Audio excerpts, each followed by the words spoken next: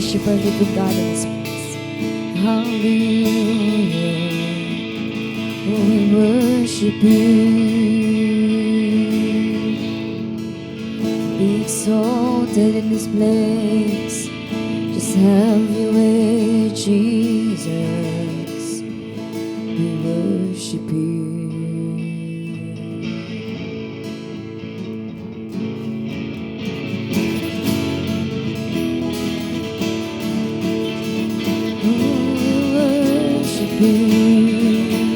We give you praise. Just have your way. This is my prayer in the desert, when all that's within me feels dry. This is my prayer in my hunger and need. My God is the God who provides.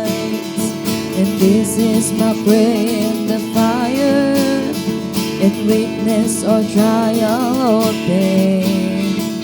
There is a faith proof of more worth than gold, so refine me, Lord, through the flames. I will bring praise, I will bring praise.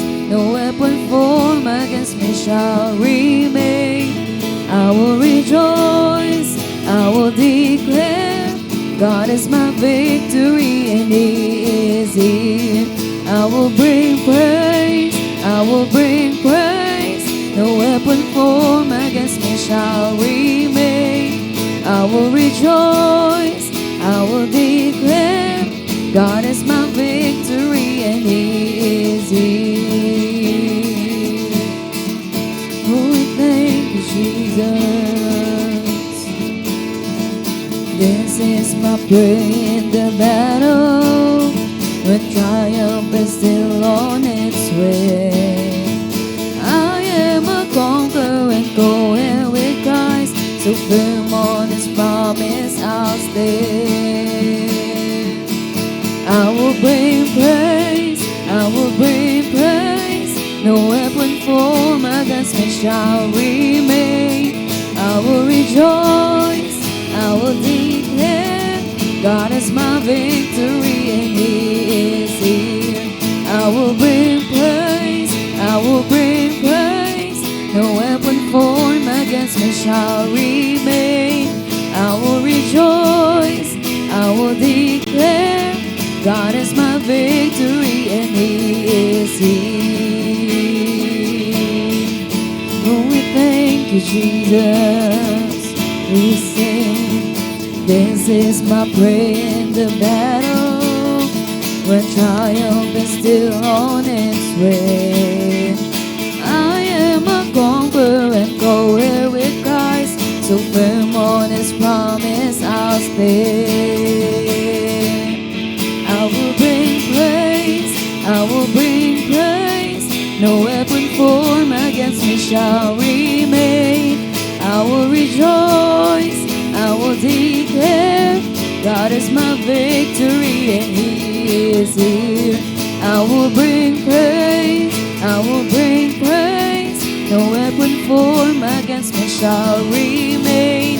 I will rejoice, I will declare, God is my victory and He is here. Oh, we thank you, Jesus. We give you praise. Hallelujah. All of my life, in every season, You are still God. I have a reason to sing. I have a reason to worship. We sing all of my life, in every season, You are still God. I have a reason to sing. I have a reason to worship. All of my life, in every season, You are still God. I have a reason to sing. I have a reason to worship.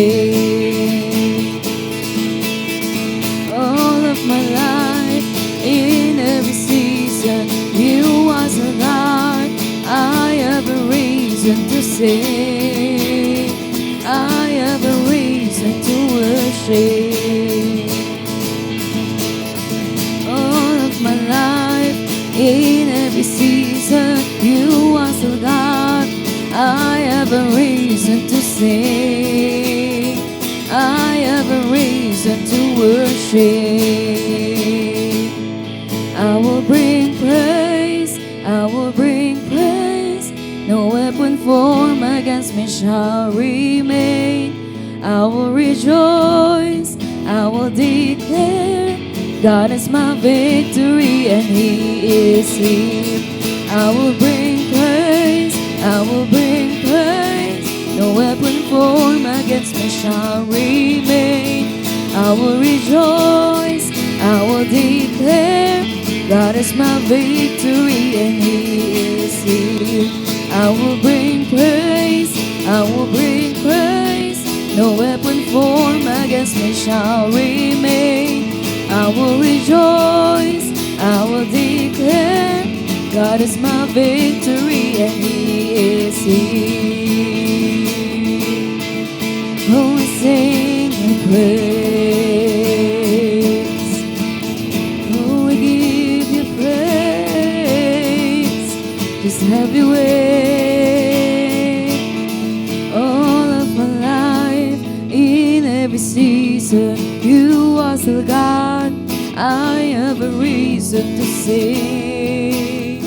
I have a reason to worship. Just have your way. All of my life, in every season, you are still God. I have a reason to sing. I have a reason to worship.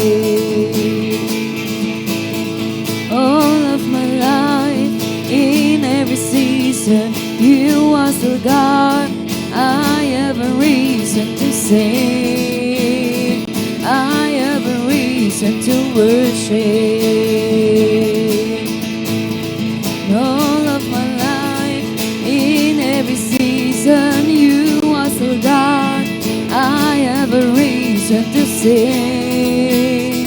I have a reason to worship. I will bring praise, I will bring praise. No weapon formed against me shall remain. I will rejoice, I will declare, God is my victory and He is here. I will bring praise, I will bring praise. No weapon formed against me shall remain. I will rejoice, I will declare, God is my victory and He is here. I will bring praise, I will bring praise. No weapon formed against me shall remain. I will rejoice, I will declare, God is my victory and He is here. We worship You, we give You praise. Hallelujah.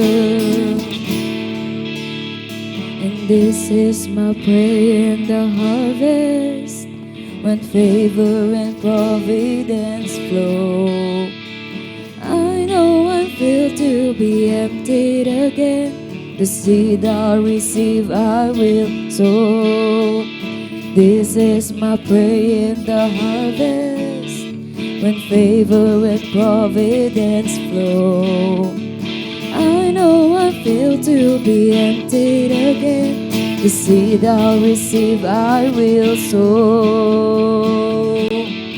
I will bring praise, I will bring praise. No weapon formed against me shall remain. I will rejoice, I will declare, God is my victory and He is here. I will bring praise, I will bring praise. No weapon formed against me shall remain. I will rejoice, I will declare, God is my victory and He is here. I will bring praise, I will bring praise. No weapon formed against me shall remain. I will rejoice, I will declare, God is my victory and He is here. Oh, we worship You, just have Your way. We give You praise, be exalted, oh God. Hallelujah. We worship You. We worship You, Lord Jesus. Hallelujah. We worship You, God of our victory. We worship You. Yes, oh God, we praise. We give You our praises, oh Lord. Yes, we lift You high, oh Lord. Oh, we worship You. We worship You. We worship You, Lord. Hallelujah. And You are here. God of our victory is here. Hallelujah. No weapon formed against us will prosper. Oh, we give praise. We give praise to You alone. Hallelujah. We give praise to You. We give praise to You, Lord. You alone are worthy. You alone are worthy. You alone are worthy, Lord. Yes, I will give praise. I will give praise. And I will give praise. Worthy, worthy, worthy You are, O Lord. Walang ibang karapat-dapat sa aming pagsamba, sa lahat ng aming papuri, kundi Ikaw lamang aming Diyos. Worthy of worship, worthy of praise.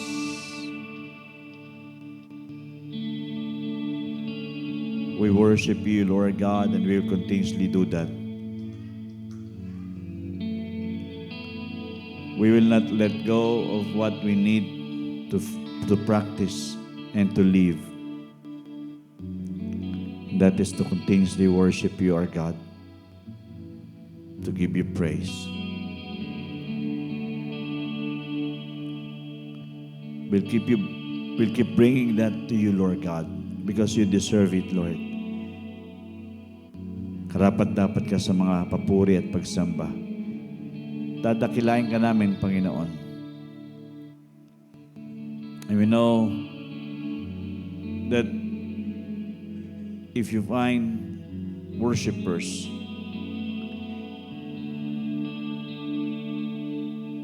whatever we ask of You, confidently we know it will be done by our Father in heaven, so that our joy will be full. Dakilang Diyos, I pray that You find in this church worshipers. You find in this church people who are really Spirit-filled. Really, that is the priority. You are the top priority of our life. That we are worshiping You and no other else.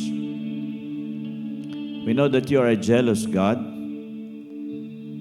and we don't want that any other is taking Your place in us. I pray that all of us will really make You the Lord of all, and we worship You. Yes, we worship You. Yes, we worship You. Even tonight, Lord God, in this gathering, we worship You. Prayers can be uttered, but worshipers bring the hand and heaven here on earth. The hand of God will be so present, and the power of God will be so available. as we are having that kind of a heart that is fully worshiping you, our Abba Father, our Lord Jesus, you Holy Spirit. I ask you to fill your people. We gather here, we are more than two. We agree, and we know, God, it will be done by our Father continuously. We will see results, answered prayers, miracles that will take place. I know, Lord God, that right now, anuman ang sitwasyon, kalagayan ng mga buhay po namin, kayang-kaya mo, Panginoon, na ayusin. Gawaan ng mga milagro timala. Gawaan ng mga kaparaanan na lampas sa aming kakayanan. Kung ito lang ang kaya naman gawin at isipin, pero pwede mo lampasan ang lahat ng iyan.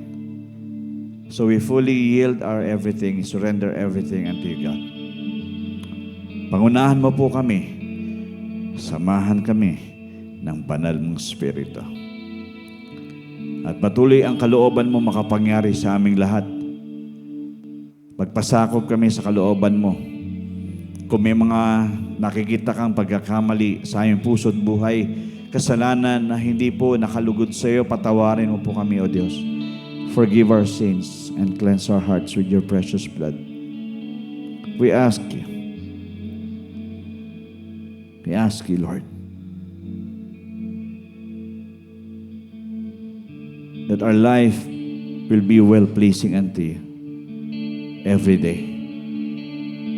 Your words will be challenged sa amin.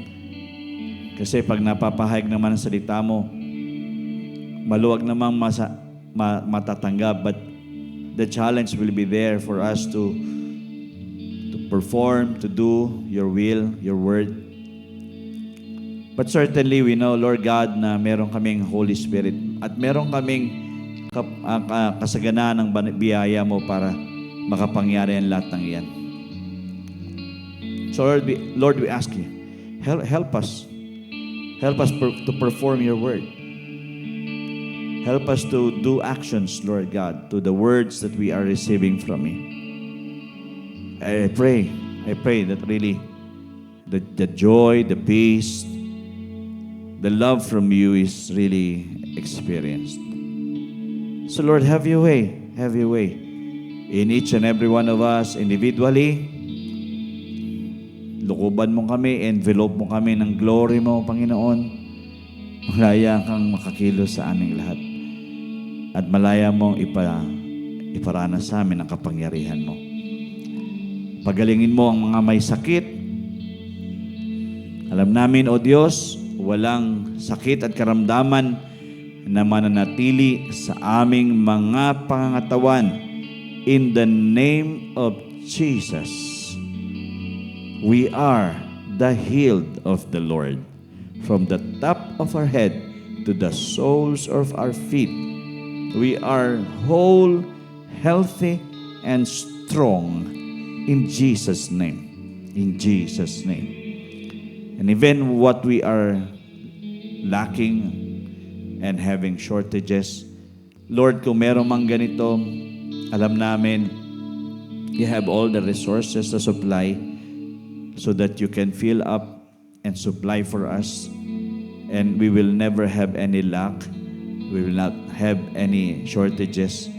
So Lord God, continuously pour out the blessings. Favor us, Lord God, so that there will be an overflow of the blessings in this life to others. Wala namang kaming ibang kahilingan, Panginoon, kundi ang pagpapala ay talagang maranasan at may paranas din namin sa iba. Pangunahan mo kami, Panginoon, surpresahin mo kami. At tulungan mo kami talaga na pagkatiwala ang lahat-lahat sa iyo, even the littlest things. We can ask of you and we can just come to you and be honest enough to you. And we know, Lord God, you are ready, always ready to answer our prayers and to show us great and mighty things which we have not known. So Lord, I pray for relationships that you will continuously restore. I pray, God, that you will continuously call people who are not in line with one another or connected with one another. I pray, God, that you will connect them supernaturally. What is impossible with us is possible with you. Kaya Lord, pangunahan mo po ang mga anak mo.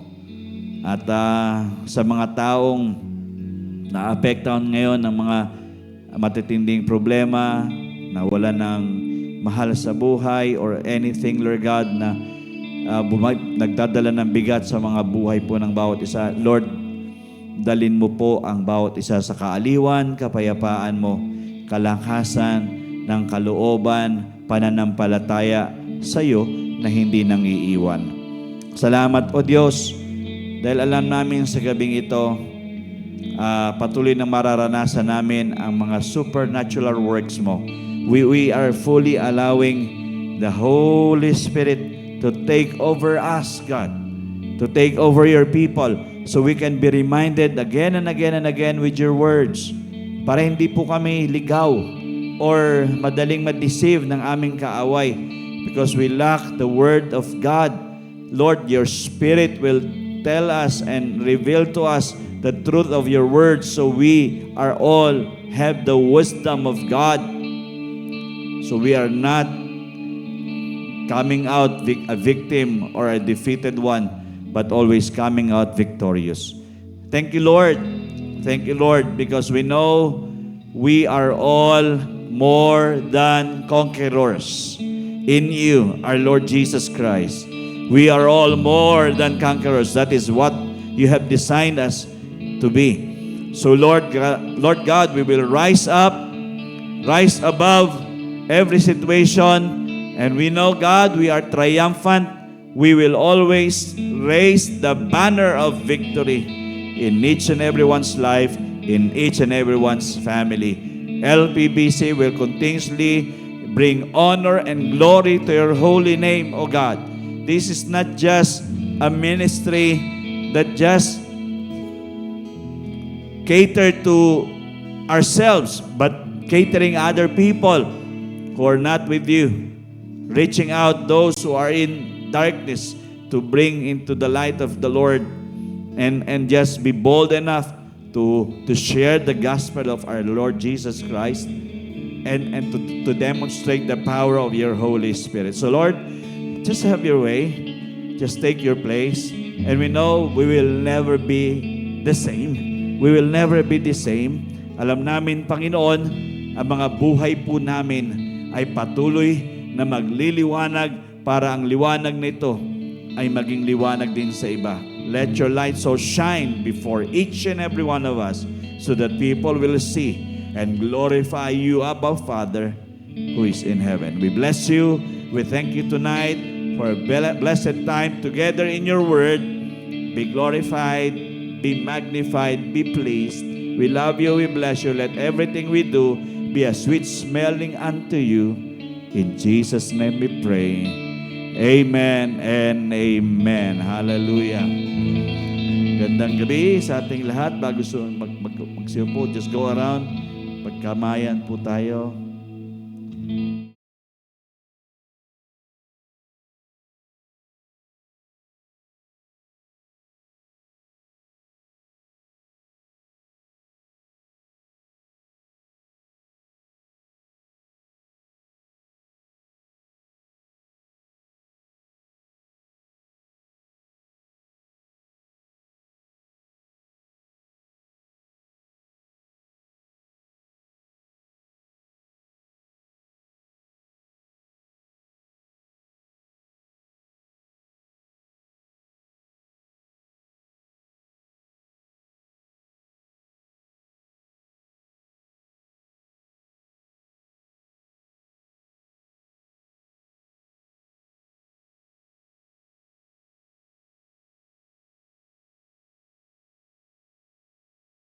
Hello.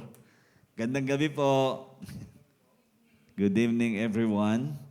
So, I'm glad to see you all tonight sa ating midweek prayer service. And thank God for the wonderful time. No, just to have some info, no, para sa inyong lahat. It will be a very hot week. Okay? So, from what we expect na hanging amihan, suddenly nagbago ang ihip ng hangin na ang binubugang ngayon ay init. Okay, so I want you to just take note of that. Tubig. Kanina lumabas na ako saglit pero parang parang kung tinutos to sa labas eh. Ang init, ang tindi ng init. Anong oras ka lumabas? Mga 10:30 o mag-11 kanina, no? Ang init. Actually, may nag-send sa text, sa chat na sa atin yung tatlong bayan eh. So, Kabuyao, Santa Rosa, Binyan, ang matataas, nasa 40 tayo lahat. The rest, 38. Pero tayo, 40. Tatlong bayan. Kabuyao, Santa Rosa, at Binyan. So, kahapon ang heat index ay 46. I don't know. Alam ko ngayon yung heat index, kanina nadidinig ko sa DCAS ay 51. Umaabot ng 48 to 51. Heat index po ito, ha? But what we can experience is about 40. Pero 40 is convulsion na yan eh. Kung saan nagkakasakit, di ba? Convulsion na yan. Mainit po talaga. So, if your concentration is going out, wag masyadong magbabad sa labas. At kung nainitan naman, pwede naman magpahinga at maligo. Okay lang wag na tayo magtipid sa tubig kung kailangan maligo at para ma-presko, ano? So, ako rin, sabi kong ganun, I just need to have somehow be free from this na pag alam ko mainit na, I just need to go to where I will be. Po tayong lahat, alam natin ang kaaway ay seryoso na mag-eliminate. I-eliminate niya ang mga kapatiran, lalo na kahit na kung may hinahina ka, magiging casualty ka. So we don't want to have victims and casualties in this time. We wanted to be preserved by God, continuously asking the Lord to cover us with His precious blood. There was a book. There was a book na authored by Benny Hinn na ang pamagat ay covered by His blood. So, nandoon kung paano yung mga panalangin na naghihiling sa Panginoon ng covering ng precious blood ng Panginoon. So, when we go out there, even inside the house, ay magpa-cover tayo ng precious blood ng ating Panginoong Yesus. Amen? Kailangan po natin yan. Hindi natin pwedeng, kumbaga, ma-left unguarded tayo with what this enemy is trying to bring to us. If we are left unguarded, doon siya umatake para sirain tayong lahat. Okay? So, I encourage you to just be wise enough these days. Be wise enough these days. Kung alam natin na we are not in the condition na harapin yung mga dapat, na alam natin maalangan tayo, wag na. Tigilan na natin. Kung kailangan magpahinga. Inom ng maraming tubig, punta sa malamig na lugar, maligo kung kailangan maligo. Huwag puwersahin ang mga bagay-bagay kasi di natin alam, there is somebody, meron din kanina isa ring kasama hindi BPM eh. Yung tumatakbo rito sa atin na nasa ICU today. Okay, so kilala natin yon. Kilala ngayon yon kasi San Vicente siya. Okay, so we just need to be aware. kay Barangay San Vicente. San Vicente yan yung sa may Centro Mall, di ba? Yun. So, we need to pray. Pray talaga na pa-cover tayo ng precious blood ng Panginoong Yesus. Okay, so much of that info at sa mga sumasama sa amin sa online, kayo din, please do watch yourself and take good care of yourself. Be wise, pray, and be led by the Spirit of the Lord. Okay? So, again, ilan sa mga paalala po this month of March, yan po yung mga ganap, March 5 ngayon. So, ito po ay yung conclusion ng ating prayer and fasting, and we thank God for the past 2 days, 2 nights po na kasama-sama tayo via Google Meet, Messenger, Google Meet. And we really have a wonderful time praying and at the same time having the Word of God. Okay, so tonight we will be again listening and receiving from the Word of the Lord, and I pray talagang makareceive talaga tayo sa Kanya, no? Okay, so that will be tonight. And then come on Saturday will be the youth fellowship. So yung mga kabataan, I invite po natin yung mga kabataan. Kung meron kayong mga kabataan na kilala, na pag-alagala lang dyan, bitbitin nyo dito. No. Kesa sa mag-prepare ka nga ng merienda dito para dumating yung mga yan. Tsaka maraming soft drinks. Pitpitin niyo sila rito. Pwede naman yan. Tapos bumili kayo ng dito. Basta malamigan sila. Ha? Meron naman. Okay, so, yan. So, invite natin yung mga young people po natin this coming Saturday. And then on the 22nd naman, this will be a youth and young adults joint fellowship. Ano ba to? Umaga, hapon? Hapon? Saan kayo? Sa Nuvali? Okay, ito po ay alas 4 ng hapon. Alas 4 ng hapon din naman po yung sa Sabado. Pero sa 22 ay alas 4 din ng hapon. So, alam ko gagawin to sa Nuvali, doon sa pinagganapan ng lights. Ano ba ito? Sa may monochrome, sa gilid doon, sa may parking. Yung ng lights doon, di ba? Ano tawag doon? Fountain of Lights. So, yun. Joint fellowship po ito ng youth and young adults. Okay? So, we encourage you to also join this. Okay, so let me continue with the series, no? Kasi isa sa mga gusto kong ma-catch natin, even though it is a series, I want us that every series, every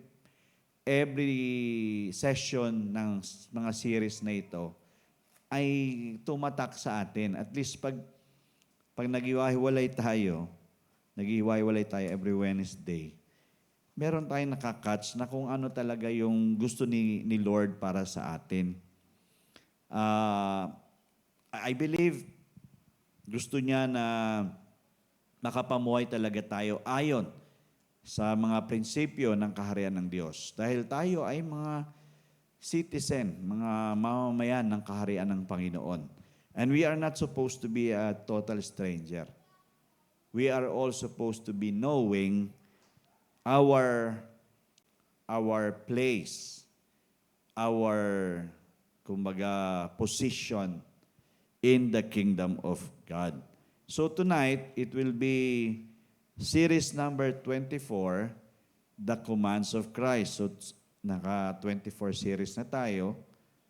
At alam ko na ang lahat ng ito na mga utos ng Panginoon Jesucristo, siya mismo itong nagsalita nitong mga ito, na binitawan niya para ipatatak o ipadala ang saloobin niya na mangyari sa mga disipulo niya na iiwan niya dito sa mundo. So these are basically the pure commands of Christ that He wants us to follow and never forget to apply. to make some actions. Okay, so I want you to understand that the life of the kingdom, once more, cannot be lived through the flesh. Okay, whatever we wanted to do according for the kingdom of God, it cannot be by the flesh. No, hindi sa pamamagitan ng laman, dahil sa katuparan ang mga pamamaraan sa pamumuhay sa kaharian ng ating Panginoon. So, dapat hindi tayo marami kasing estranghero sa kaharian ng Diyos hanggang ngayon kasi nga, we are trying to live it according to the flesh. Ayun yung may birthday. Ayan. Saka kanina, mayroon nag-anniversary din dito. So, the life of the kingdom cannot be lived through the flesh. Tandaan po natin to. Ito yung palaging panimula natin every Wednesday. Kasi I want us to get that we are here not to make a lot of effort by this flesh to live in the kingdom of God. Kasi para bang gagawin natin ito because it's my effort to do this. No, it's not my effort to do this because the Bible is clearly saying to us, the word of the Lord is saying to Zerubbabel, or even us, he is saying to us, it's not by might nor by power, but by my Spirit, says the Lord Almighty. By the Spirit of the Lord. What we do, it's all by the Spirit of the Lord. Even though we are in the flesh, let this flesh remain weak and the Spirit remain willing. Naintindihan nyo? Kumbaga, hayaan natin na ang laman ay maging mahina lang, pero ang Espiritu ay palaging willing na gumawa para sa kaharian ng Panginoon. So, mangyayari ang kalooban ng Panginoon kung tayo ay influenced by the Holy Spirit. Last Friday, nandoon kami sa mentoring ni Salen. They are talking about the Holy Spirit. How na ngayon na iba na ang kalakaran kasi even mga evangelicals ngayon, even other Baptists are now trying to invite the Spirit to come in. Because understanding that without the Spirit of the Lord, they cannot even perform the will of the Lord. Tama? So, kaya nga yung kantang Come Holy Spirit, nakakanta na yan. Yung lumang yung Come Holy Spirit na luma, nakakanta yan paulit-ulit. Bakit? Kasi, it's about time for us. In this time, since we all know that nasabi ko rin naman, this is the dispensation of the Holy Spirit. Ibig sabihin, ito yung time na pinur out ni God ang kanyang Spirito. He has poured out His Spirit upon all flesh. And if it is upon all flesh, so ibig sabihin, no flesh shall have that, kumbaga, boasting about itself. Because it's now the Spirit of the Lord that is being poured out upon all the flesh. So, tandaan po natin, ang ginagawa po natin ngayon ay hindi sa pamamagitan ng laman po natin, kundi sa pamamagitan ng Spirito ng ating Diyos. Okay, I want you to take this now. Ito yung point natin tonight. And I want you to see this. This is John 7:24. Isa ito sa mga bagay na gusto ng Panginoon na ina-apply natin, na utos niya sa atin. So, John 7:24, in the Message translation, sabi niya, Jesus said, don't be hypercritical. Okay? Kasi yung hypercritical flesh yan. Tandaan po natin yan. Use your head and heart to discern what is right, to test what is authentically right. Okay? The Bible is telling us na huwag tayong mag-judge sa pamagitan ng ating sariling pag-judge lang. Kundi, ang ating judgment is supposed to be with wisdom. It should be authentically right. It should be from the head and the heart. Ibig sabihin, it is by the Spirit of the Lord. Okay? Kaya, ang point natin this evening ay eto. I want you to see this. Ito yung sinabi, ang command kasi ng Panginoon ay ito.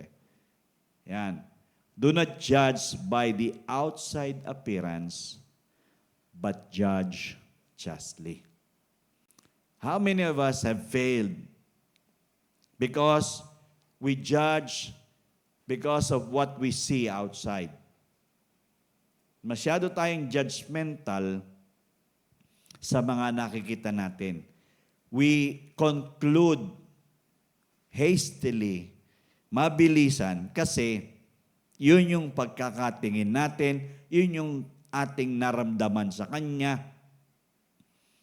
Di ba? Kaya nga, maraming nag-fail dito eh. Kaya meron tayong kasabihan, do not judge the book by its cover. Because a lot of books, magandang cover, ang pangit ng laman.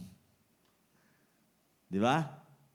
So sabi nga nun, do not judge by the outside appearance, to which, if we are in the flesh, this is what we normally do. We judge by the outside appearance, not by judging justly. Sino bang guilty dito? Siyempre tayo. Wala naman siguro magsasabi na tama lahat ng ginudge ko. Para bang I judge justly. No. We are always judging by the outside appearance. Kumbaga yung first impression, hindi ito impression ko eh. Mahilig tayo sa ganun eh. Ito impression ko.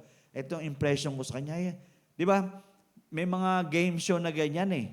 Na i-judge lang sa boses, i-judge lang sa mga i-describe lang sarili, i-judge na. Di ba meron ganon? Yung mga dating game, ganon din. Gina-judge nila yung nagsasalita dahil sa sinasabi ng nagsasalita. So do not judge by the outside appearance.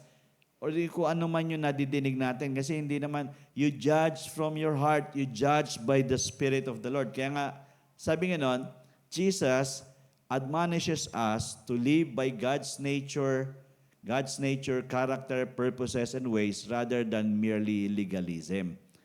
Okay, kasi ang gusto ng Panginoon, we live by His nature, character, purpose, and ways than being so legalistic. Ano ba ang nakikita natin sa mga nangyayari sa paligid? Is it the nature of God? Is it the character of God? Is it the purposes and the ways of God that is being done? Or we are just being too legalistic in our life? In other people, either. So, ibig sabihin, para mga tinitingnan natin, yung mga ginagawa ng iba, they should be this, they should be that, because this is what is supposed to be done. Ito yung do's and the don'ts. Ito yung, kumbaga, the rulings, that there are things like that. Marami kasing ginagawa tayo na akala natin ay tama, pero again, it's not really helping the cause of Christ. So, ini-admonish tayo ng Panginoon, let us live by God's nature. Kung paano ba tayo maghusga? Yung ano bang karakter dapat meron tayo? Pag naghusga ba tayo, ano ba tayo? Kumbaga, rude ba tayong maghusga? Ano ba ang purpose? Are we trying to win that person? Or are we losing that person? What are the ways how we win those people? No, paano? Kasi there are times we become so legalistic that people have become so tight or para bang nasasakal na because of what we do. And this is what Jesus is hating. Dito galit ang Diyos, ang Panginoong Yesus. Yung mga reliyoso, yung mga Pharisee, Sadducee. Diba? Pharisees and Sadducees. Because whatever Jesus is doing, they are the ones always making a comment. Because they know the Bible, but they are using the Bible to judge other people. Okay? Natatandaan niyo yung nahuli sa pangalo niya? Sino ang unang naghusga? Kasi legalism.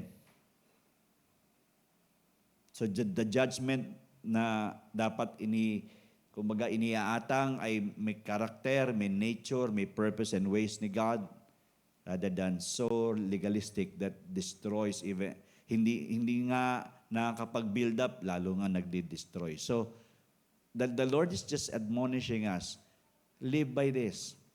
Okay, don't judge the outside appearance, but judge justly. Tapos, sabi nga nandyan,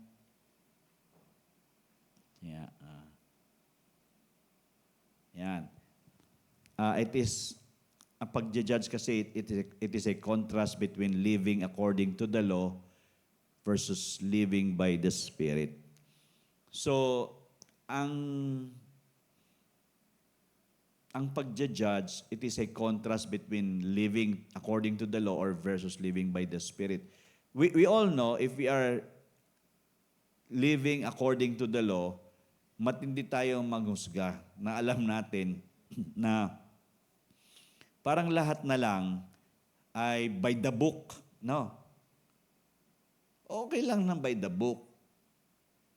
Pero, di ba, na-take up din naman natin dito sa commands ni Christ that He came to fulfill the law, not to abolish them. Amen? Dumating ang Panginoong Yesus to fulfill the law, not to abolish the law. But us, there are times we are trying to still embrace the law, trying to be so legalistic, and we are not trying to live by the Spirit. So, ang nangyayari, yung nga, nagkakaroon ng contradiction.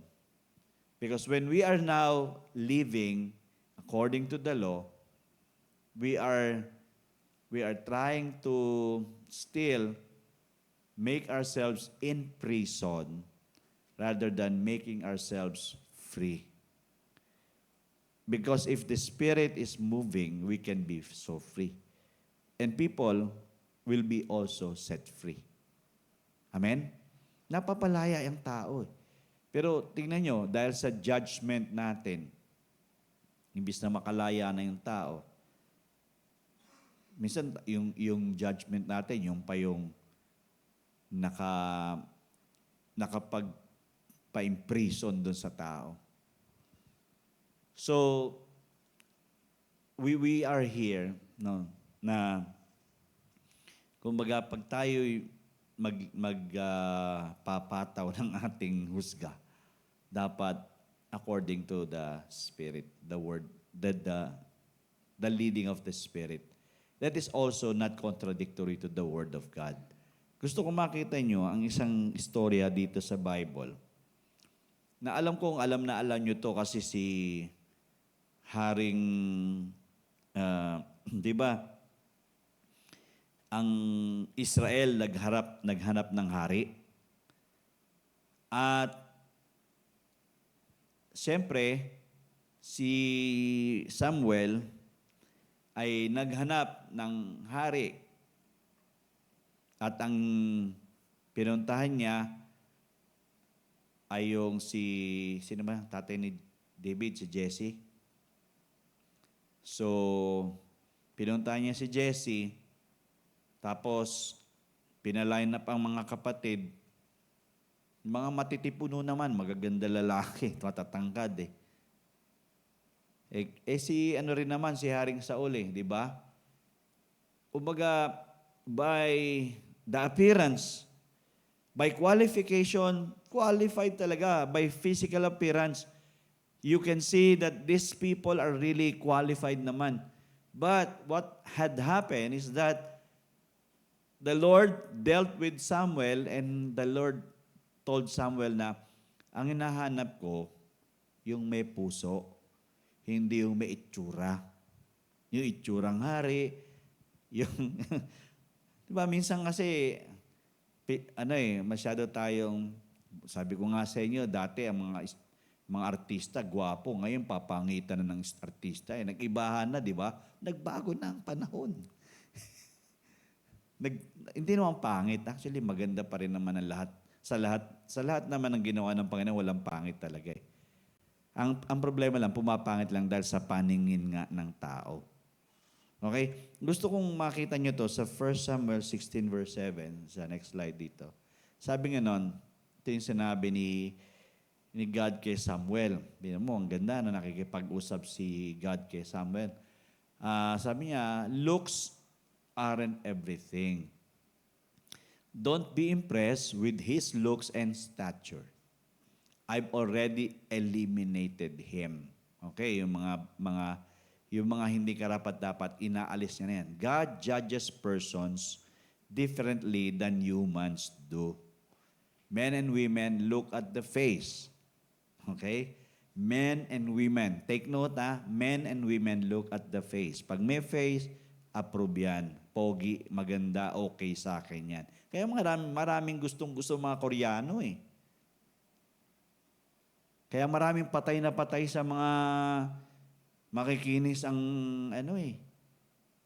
complexion eh. Pero pag bako-bako na, ayaw na. Kasi nga, we look at the face.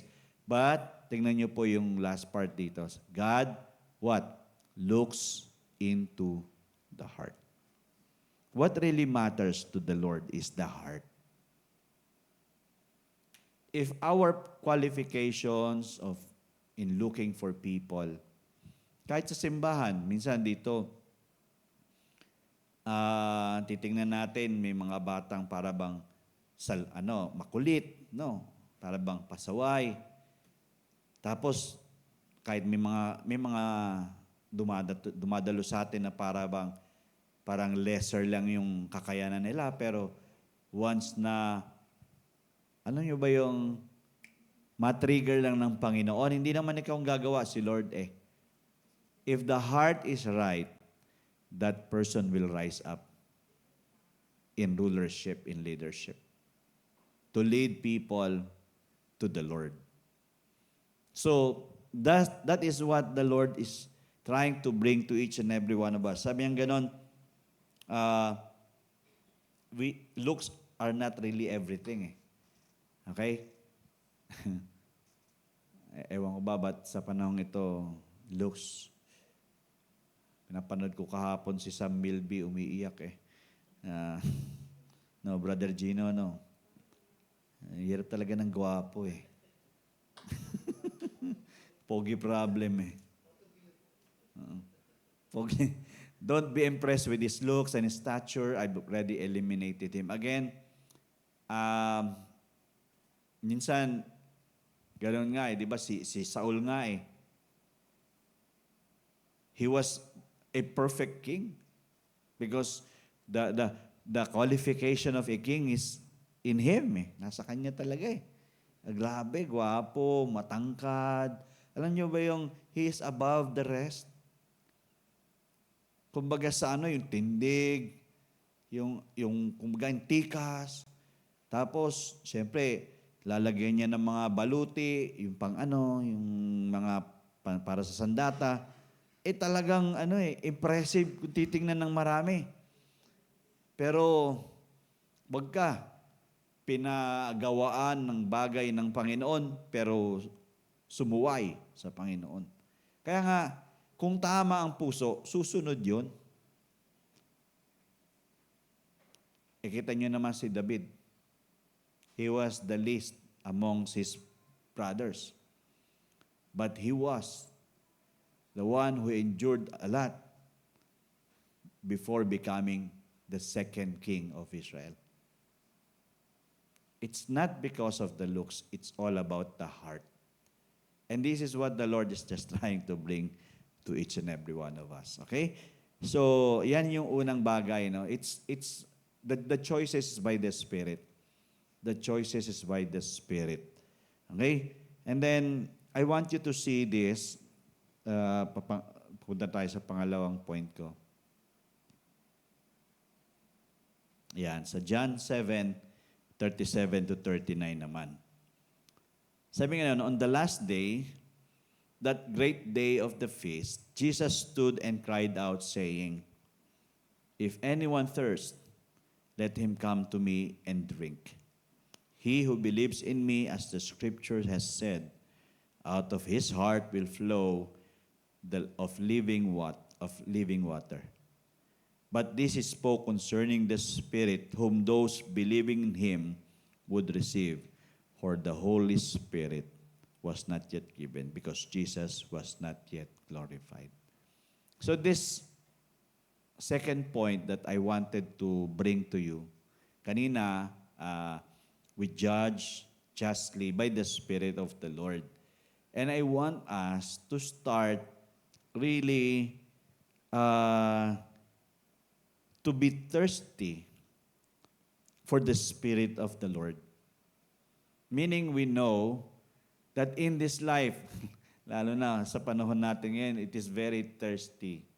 No? Ang init ng panahon, talagang mauuhaw ka. But this is speaking about the Spirit who will satisfy each and every one of us. Sabi ganon, this is the last day, the great day of the feast.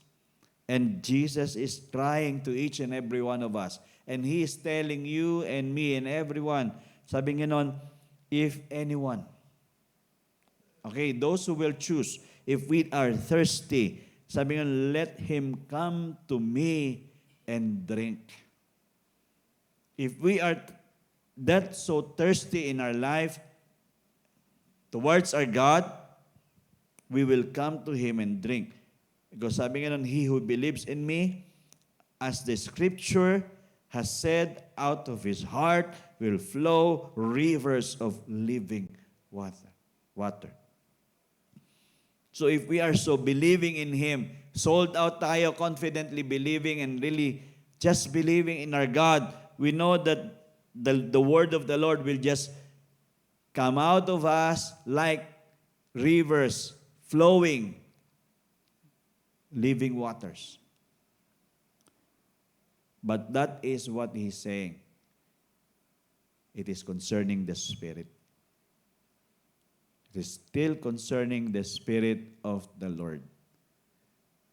Because those who will be believing will be receiving the Holy Spirit. So the next point of this is that here, this is an invitation to each and every one of us. Come to Jesus and drink. Because gusto kong alalahanin po natin, sinabi din dyan sa Bible that Jesus is the baptizer of the Holy Spirit and fire. So ibig sabihin, ang Panginoong Hesus ang siyang magbabautismo sa atin sa Espiritu at sa apoy. If we are not that thirsty for Him, we cannot really experience the river flowing out of us from this belly.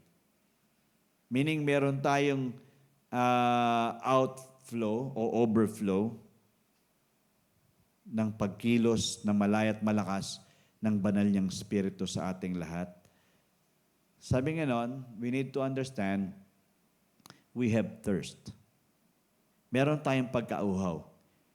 Because there is so much unfulfilled desire and so much difficulty and so much heartache, which is very true. Minsan, ayaw lang nating aminin. Pero sa totoo lang, ang kondisyon natin, talagang uhaw tayo.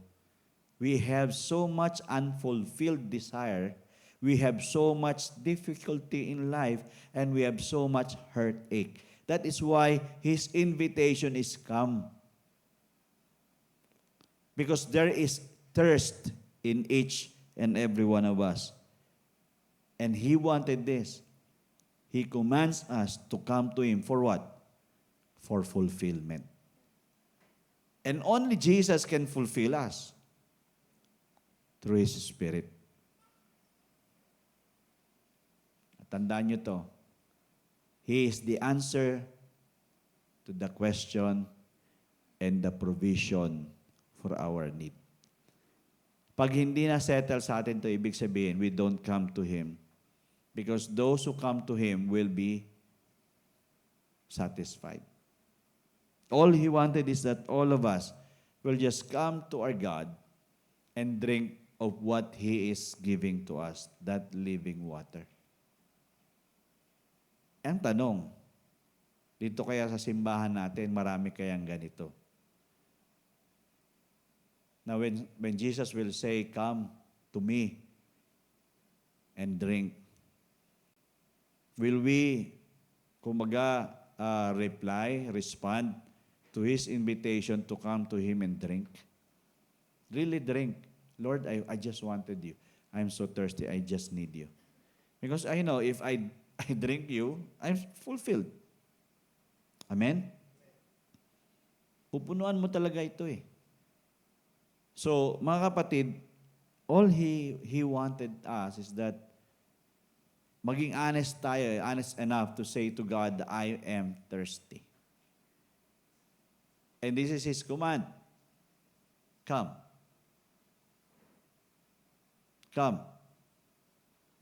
Because those who will come will never thirst again. Ito yung last verse ko. Tapos na ba kayo dyan? John 4:13 and 14. This is the account where Jesus have met the Samaritan woman doon sa mouth ng well. Okay, sabi nga nandito, Jesus answered and said to her, "Whoever drinks of this water will thirst again." Ito yung sinasabi niya, kung kayo, ang iniinom nyo, yung tubig dito lang sa balon, mauuhaw pa rin kayo. But whoever drinks of the water that I shall give him will what? Never thirst. But the water that I shall give him will become in him a fountain of water springing up to everlasting life. This is what the Lord really desires to each and every one of us. That God will fill us, will fill our thirsty soul as we come to Him and drink. In His Spirit, He is asking us, would you drink? Would you partake the drink that I'm giving to you? Alam niyo, isa sa mga, somehow, kalooban, gusto ng Panginoon, siyempre sa simbahan, na ang lahat ay uhaw talaga sa Panginoon. Kasi, pansin mo naman, ang simbahang walang uhaw eh.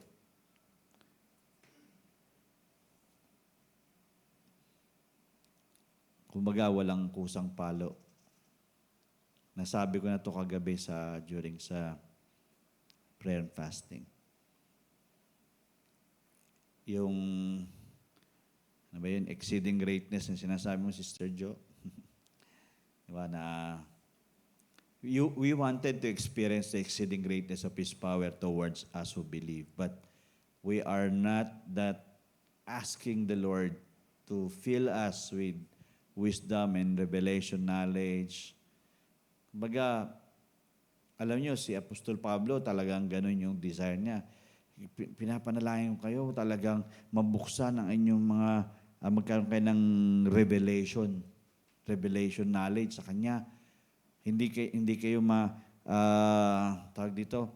maging stranghero sa Diyos. Kundi talagang danas na danas natin ang Panginoon, na talagang siya yung nagiging covering natin in everything that we do. He is our all in all. He is our head, we are His body. He's the one that fills us all in all. Yun ang kalooban ng Panginoon, that none of us stays thirsty in life, but we are quenching our thirst. Natatanggal yung uhaw natin. Kasi, biro mo, isipin nyo, may unfulfilled desire. May unfulfilled difficulty. So much difficulty. And so much heartache. So, sino ba makakapuno niyan?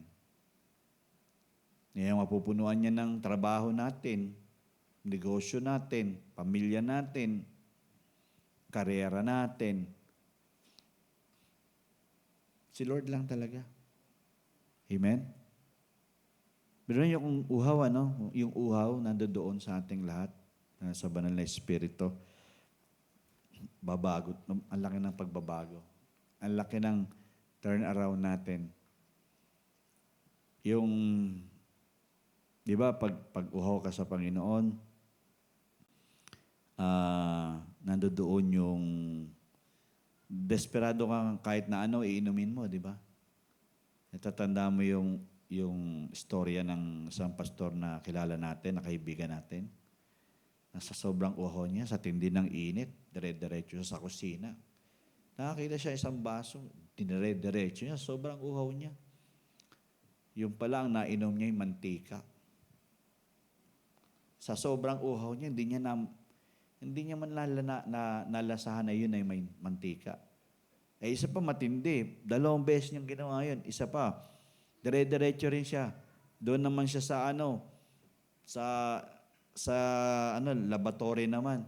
Uminom din siya ng nandoon sa baso. Yung pala isa yun sa mga pinaghugasan ng mukha. Yun ang nagagawa ng uhaw. Sa atin dito, gusto nating patirin ang uhaw natin, inom tayo ng soft drinks. Pag soft drinks, mauuhaw ka lalo. Hahanap ka na naman ng panibago. Magtubig ka na magtubig, maya-maya mawawala din yung uhaw mo. At lalo na, inumin mo ang Panginoong Jesus. Dahil siya lang talaga makakaapula ng ating pagkauhaw sa buhay na ito. So, church, 2 punto yan. Yung una, huwag tingin ng tingin sa panlabas na kaanyuan, kundi matutong kilatisin sa pamagitan ng Espiritu. At syempre, itong pangalawa, dahil ang Espiritu ng Panginoon, siya ang bumabalanse ng lahat at siya talagang magpupuno ng lahat, then hayaan natin ang Holy Spirit. Sa simbahan natin, hayaan natin ang Holy Spirit. Because I know, power can only be released through the Spirit of the Lord. And miracles are still happening because of the Spirit of the Lord. So, we just allow Him and let Him take over us. And I know, nakikita po natin na ang buhay na ito ay talagang ina-upgrade niya. Upgraded kasi ang buhay na nasa Espiritu ng Diyos At alam natin, namumuhay tayo ayon sa kalooban niya para sa kaharian niya. Amen? So, be reminded of those things. We are in the last days, actually in the last hour, nasa mga huling oras tayo. Critical po talaga yung mga nangyayari sa panahon ngayon. There are abnormalities all around us. Yesterday yata yun that I was watching with regards to meeting ni Zelensky. Si Zelensky, yung presidente ng Ukraine, at meeting ng president ng US, si Trump. Kung paano pinapagalitan ni Trump si Zelensky. Kasi nga, pinagpipilitan ni Trump na wag na kayo gera sa Russia kasi ang dami na mamatay. Sabi yung ganun, bibili kayo ng bala, bilihan ng bala, kami, i-hold na namin para matapos na. So, somehow, alam nyo na kumikilos ang Diyos eh. It might be different right now. Pabor naman talaga yun. Pero, may mga bagay pa rin na ginagawa ang Panginoon para hadlangan ng mga Kristiyano, lalo mananampalataya, na magpatuloy sa Panginoon. And I pray talaga na tayo ay ma-feel talaga ng Holy Spirit. That we are not just going with the flow. Alam nyo, yan ang mga mananampalataya eh. When they are out of this place, we can always go with the flow.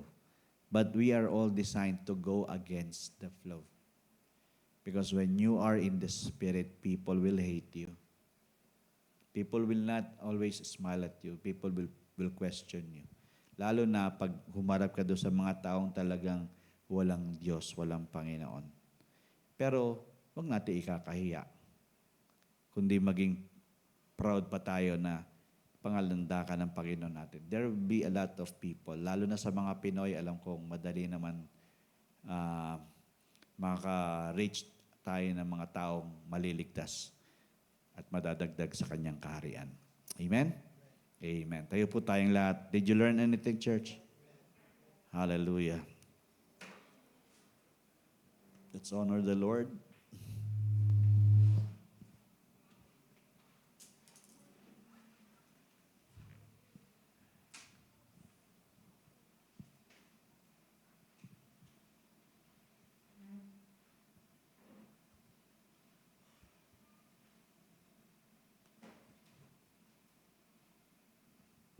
Hallelujah.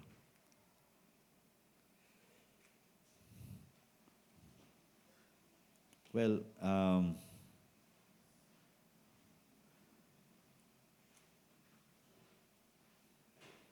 kanina nung tawag dito, di ba, inatras mo kanina yung sasakyan na-expose yung aking wallet tsaka yung aking coin purse dun sa ibabaw ng sasakyan. Babayad ako ng tubig. Nasa purse ko yung mga barya kasi mabigat eh. Sa loob ng purse yun Pagkuha ko ng mga barya, hindi ko maawak. Sobrang init. So, yan? Saglit lang yan. Anong oras lang yun? 9:30 in the morning. Ganun. Anong oras ba? Yun. Ganun lang. Halos katagal. Nababad yung... So, again, be wise, no? Be wise. Be wise. Okay? So, kaya nga napapunta ako ng Walter Martit. Bumili ako ng cover. Cover ng salamin para kahit papaano ay ang reflection niya hindi mapasok. O yung init niya, yung rays niya. Okay, so I hope and I pray you got something from what I have shared tonight. Ako naniniwala na we can all enjoy life together, being a believer of the Lord Jesus Christ and being a citizen of the kingdom of God if we are filled by the Spirit of the Lord. This is our identity. Dapat hindi ito mawala sa ating sistema. No, ika nga, wag na tayong sumama sa bandwagon na maraming may alam pero konti ang puspos ng banal na Espiritu. Iba pa rin ang pinuspos ng Holy Spirit. Iba pa rin po yan. So, we are that kind of a church and we know we will live continuously in that for the glory of the Lord. Hallelujah. Let's bow heads and close our eyes. Tayo po'y manalangin. Thank you, Lord. Abba, Father, maraming salamat po. Sa isang paalala ng iyong kautusan para kami, Panginoon, ay makapamuhay ng kaaya-aya at nakakalugod sa iyo. Ang panahon ngayon ay hindi panahon na kung saan madali kaming manghusga sa mga panlabas na kaanyuan. Kundi ang portion ng bawat isa na pinuspos mo naman at binigyan mo naman ng iyong Espiritu Santo ay para ang aming paghusga ay from the heart, from the head and from the heart. And we authentically are judging people wisely.